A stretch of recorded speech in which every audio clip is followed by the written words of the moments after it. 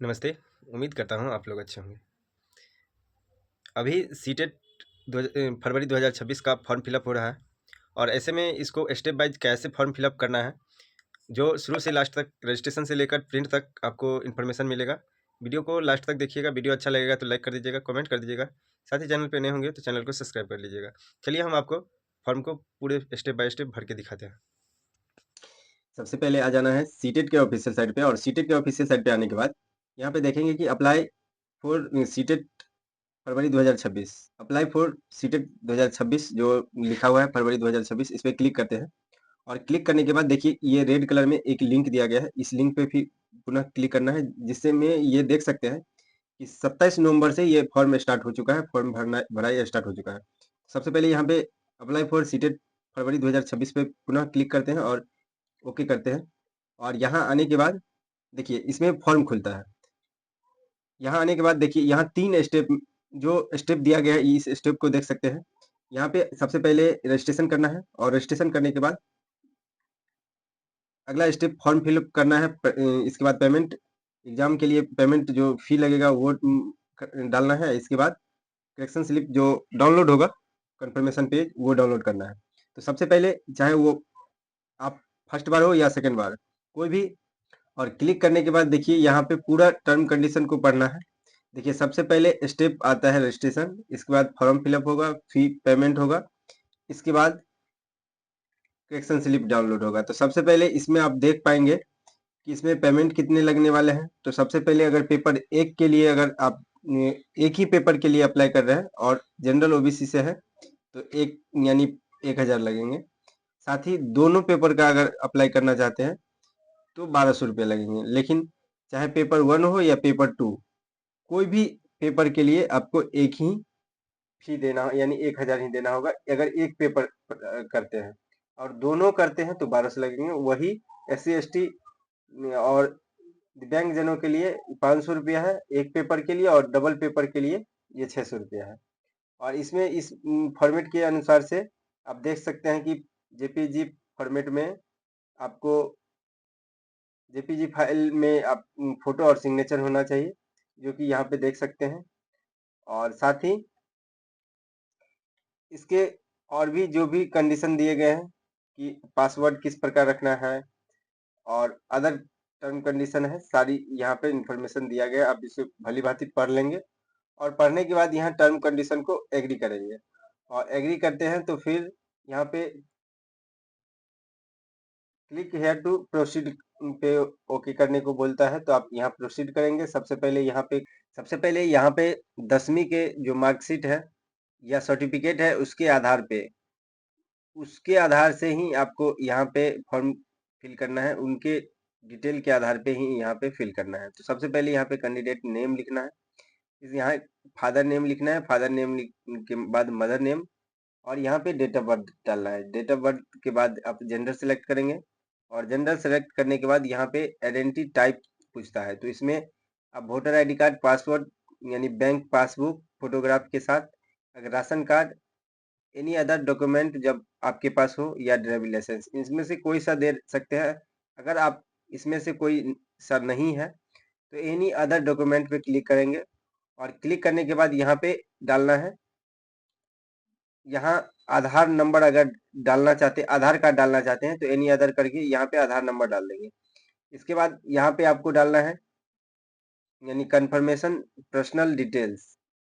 तो फिर यानी कंफर्म करने के लिए री इंटर करेंगे नाम, कंफर्म करेंगे फादर नेम, मदर नेम, फिर वही आप date of birth, gender select करना है। इसके बाद कॉन्टैक्ट डिटेल्स देना है, और कॉन्टैक्ट डिटेल्स देने के बाद आप यहाँ पे सब लोकेलिटी कंट्री, आप अपना कंट्री सेलेक्ट करेंगे, स्टेट सेलेक्ट करेंगे, और आप जिस भी स्टेट से होंगे वो डालेंगे। इसके बाद डिस्ट्रिक्ट सेलेक्ट करना है, और इसके बाद एरिया पिन नंबर डालना है।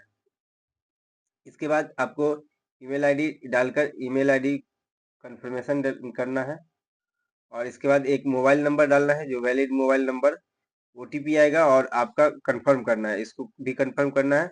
और इसके बाद परमानेंट एड्रेस को अगर सेम है तो same same as permanent address कर देना है, क्लिक कर देना है। अगर अंतर होगा तो इसमें आप फुलफिल कर सकते हैं, चेंज कर सकते हैं। इसके बाद पासवर्ड बनाना है, जो कि आपको स्ट्रॉन्ग पासवर्ड देना है।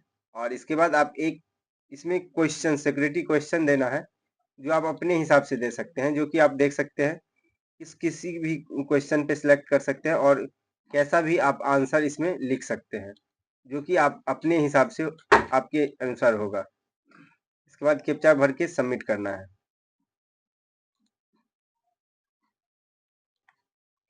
सबमिट करने के बाद रिव्यू पेज, यानी जो रजिस्ट्रेशन रिव्यू यहाँ पे आता है, तो इसको यानी सबमिट करने से पहले आपको वेरीफाई करना होता है।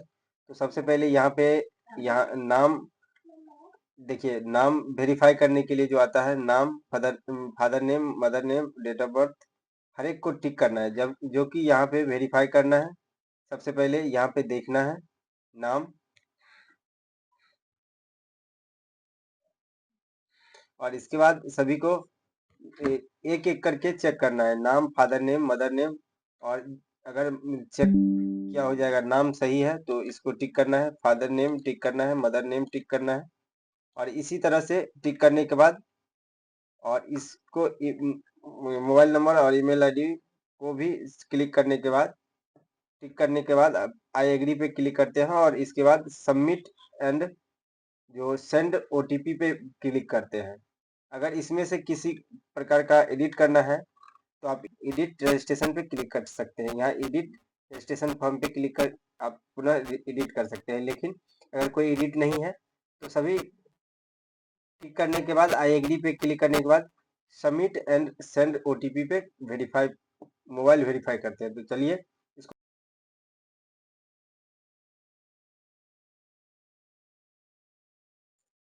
इसके बाद सभी को टिक करते हैं और आई एग्री पे क्लिक करते हैं। और एग्री पे क्लिक करने के बाद अगर इसी प्रकार का एडिट करना है तो ओटीपी वेरीफाई मोबाइल पे क्लिक करते हैं। इस पे क्लिक करने के बाद देखिए, do you wish to submit registration form get OTP, तो यस, तो इस पे यस करते हैं। और इस पे मोबाइल पे ओटीपी जा चुका है, और इस ओटीपी को यहाँ पे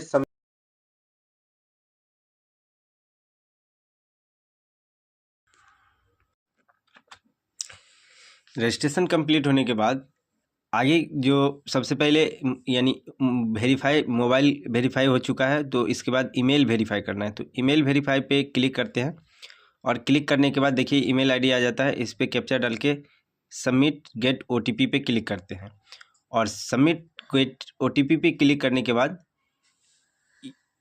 ईमेल पे एक ओटीपी जाता है, और जो ओटीपी यहाँ पे डालने के बाद इसको वेरीफाई करना होता है। तो चलिए, इस पे जा चुका है, और उसमें यहाँ पे जो ओटीपी आया है उस ओटीपी को डालकर वेरीफाई कर देते हैं। और वेरीफाई करने, देखिए सक्सेसफुली वेरीफाई हो जाता है। रजिस्ट्रेशन कंप्लीट होने के बाद सबसे पहले यहाँ कंप्लीट एप्लीकेशन फॉर्म को, यानी आगे का स्टेप जो है एप्लीकेशन फॉर्म भरना है। तो इसके लिए यहाँ पे कंप्लीट एप्लीकेशन फॉर्म पे क्लिक करते हैं, और इसके बाद स्टेप जो है फर्स्ट, जो कॉन्टैक्ट डिटेल्स है ऑलरेडी फिल है। और इसके बाद यहाँ पे आपको यानी पर्सनल डिटेल्स भरना है। इसके बाद क्वालिफिकेशन जो वो भरना है। तो क्वालिफिकेशन, एग्जामिनेशन, सिटी डिटेल्स जो यहाँ पे डालना है। तो सबसे पहले देखिए, अगर अप्लाई कर रहे हैं 1 to 5 के लिए, तो उस केस में आपको यहाँ लैंग्वेज सिलेक्ट करना है। तो लैंग्वेज आप फर्स्ट हिंदी सिलेक्ट करेंगे, या आप जो भी चाहेंगे इस लैंग्वेज फर्स्ट और सेकंड दोनों भिन्न करके, यानी अंतर में आप हिंदी इंग्लिश कर सकते हैं, हिंदी संस्कृत कर सकते हैं, हिंदी उर्दू कर सकते हैं, या इंग्लिश संस्कृत कर सकते हैं। किसी प्रकार का आप लैंग्वेज दोनों का अंतर करके इसमें चॉइस कर सकते हैं। इसके बाद यहाँ पे मिनिमम क्वालिफिकेशन का ये कोड देना होता है। तो कोड किस प्रकार सिलेक्ट करेंगे, अगर इंटरमीडिएट 50% के साथ अगर पास हैं, और डिप्लोमा अगर आप किए हैं या कर रहे हैं, तो उस केस में आपको एक कोड डालना है। वहीं अगर 45% का केस है और एनसीटी से मान्यता प्राप्त बोर्ड से कहीं भी अगर आप ये किए हैं, तो 45% के से नीचे हैं तो उस स्थिति में आपको 2 भरना है। और बीटेक का यहाँ पे दिया गया है, अगर बीटेक स्पेशल एग्जाम जो स्पेशल एजुकेशन है उसमें अगर किए हैं तो 4 यहाँ पे सिलेक्ट करेंगे। और यहाँ पे अगर 6 to 8 का अगर आप अप्लाई करना चाहते हैं तो 6 to 8 के लिए आपको लैंग्वेज फर्स्ट सिलेक्ट करना है। इसके बाद यहाँ पे क्वालिफिकेशन जो आपका क्लास कोड यहाँ पे डालना है। और उसी प्रकार इसमें अगर हम 1 to 5 का कर रहे हैं तो 1 to 5 के लिए यहाँ पे लैंग्वेज फर्स्ट हिंदी सेलेक्ट करते हैं और सेकंड संस्कृत सेलेक्ट करते हैं। इसके बाद यहाँ पे कोड जो एक इंटरमीडिएट के बाद है, इंटर के बाद तो कोड एक है। और इसमें देखिए डिप्लोमा इन एजुकेशन जो इसमें कंपलसरी है। और अगर आप बीएड किए हुए हैं तो इस केस में यहाँ पे टिक लगाएंगे, बीएड वाले भी यहाँ पे टिक लगाएंगे। और इसके बाद यहाँ पे कैप्चा डालते हैं और कैप्चा डालने के बाद इसको आगे का प्रोसीड करते हैं, सेव नेक्स्ट करते हैं। सेव नेक्स्ट करेंगे तो फिर यस करने के लिए आता है। और यहाँ इसके बाद आपको क्वालिफिकेशन यहाँ पे डिटेल्स मांगता है, जो डिप्लोमा या डीएलएड और बीएड अगर किए हैं उसकी स्थिति मांगता है। तो यहाँ पे देखिए सबसे पहले अगर यहाँ पे पास्ट और अपियरिंग दोनों है तो ये अपियरिंग और पास्ट जिस भी स्थिति में है, अगर पास्ट है कंप्लीट है तो आपको पासिंग ईयर पूछता है, इसमें पासिंग ईयर डालेंगे। और इसके बाद स्ट्रीम कोर्स स्ट्रीम डालेंगे। इसके बाद बोर्ड, आपका जो भी बोर्ड है, जिस भी बोर्ड से आप एग्जाम दिए हैं उस बोर्ड का यहाँ पे सिलेक्शन करना है, वहाँ पे नाम डालेंगे, ये आ जाएगा। सर्च करेंगे या एक एक करके आप देख सकते हैं। इंडिया के किसी भी इंस्टीट्यूट से किए हैं, जो एनसीटी से मान्यता प्राप्त इंस्टीट्यूट है, उसका लिस्ट यहाँ पे आ जाएगा। इसका रिजल्ट मोड सिलेक्ट करना है कि परसेंटेज है या सीजीपीए है। और इसके बाद इंस्टीट्यूट कोड, जो इंस्टीट्यूट पिन कोड जो आता है वो आप यहाँ पे डालेंगे। इंस्टीट्यूट पिन कोड डालने के बाद आप यहाँ पे कैप्चा डालते हैं और कैप्चा डालकर सेव नेक्स्ट करते हैं।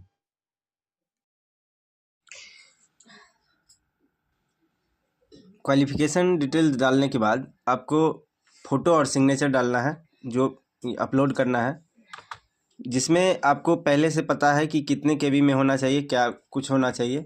तो उस हिसाब से आप यानी फ़ोटो सिग्नेचर अपलोड करने हैं। तो सबसे पहले यहाँ पे जो भी जिस भी फाइल में आप रखे होंगे उस फाइल को सिलेक्ट कर इसमें अपलोड कर देना है।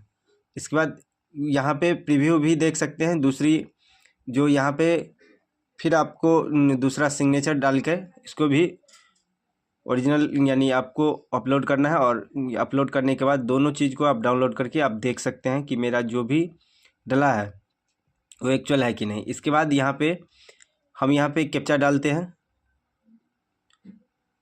इसको भी डाउनलोड करते हैं, डाउनलोड करके चेक कर लेते हैं। और इसके बाद यहाँ पे कैप्चा डालते हैं और कैप्चा डालने के बाद सेव नेक्स्ट पे क्लिक कर देते हैं।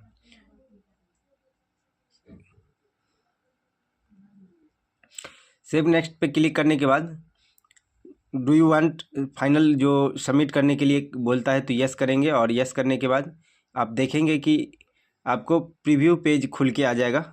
जो प्रीव्यू पेज में अगर आप अभी भी कुछ चेंज करना चाहते हैं या कुछ ऐसा है तो आप इसमें देख लेंगे, इसको क्लोज करेंगे और इसके बाद पूरा प्रीव्यू पेज को पढ़ेंगे।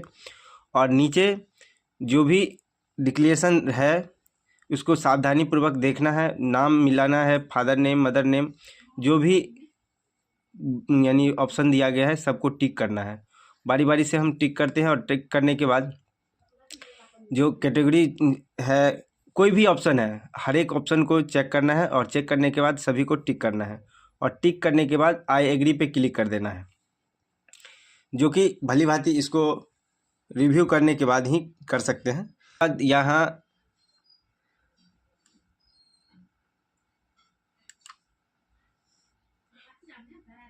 डिक्लेरेशन फॉर्म पूरा टिक करने के बाद आई एग्री पे क्लिक करते हैं और आई एग्री पे क्लिक करने के बाद फाइनल सबमिट एप्लीकेशन पे क्लिक करते हैं।